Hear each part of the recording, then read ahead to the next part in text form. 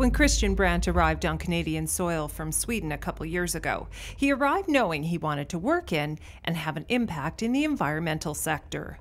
He eventually wrote up a business plan and is now executive director of the Okanagan car-share co-op, which launched last August with 2 cars. The fleet now includes those first 2 cars and a pickup, and a 4th vehicle is expected to be added by mid-June. Being a car-centric society, many are surprised at the idea of just how possible it is to get along without a full-time car. The metric used within the co-op is 20 people sharing 1 vehicle. And that might seem like a lot at first, but not perhaps after you start thinking about how many hours a day your vehicle may sit in a parking stall after you've got to where you are going.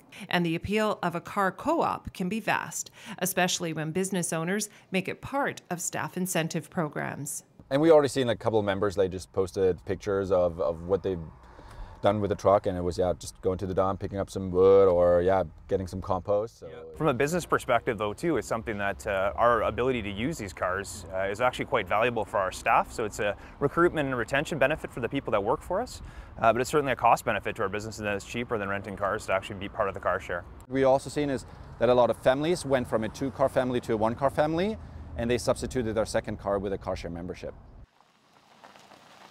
Once you are a member of the co-op, you get a fob. And simply book a vehicle for when you want to use it. And you pick it up and drop it off in the designated parking spot, and only pay for what you've used.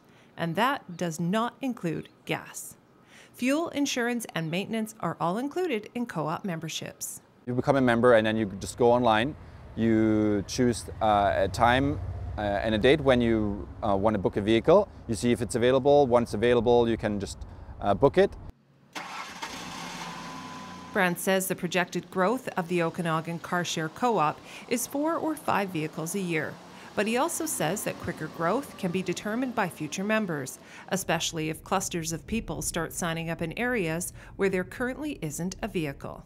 It's kind of the chicken and the egg thing, what comes first. And what for us, because we're a cooperative and we're community owned, it's really for up to the members if they really want to see a car there, they can actually, they are able to bring a car there. So that's really neat. We're up to about 100 members now in the co-op itself, and so it's really gaining momentum, and it's been great to see.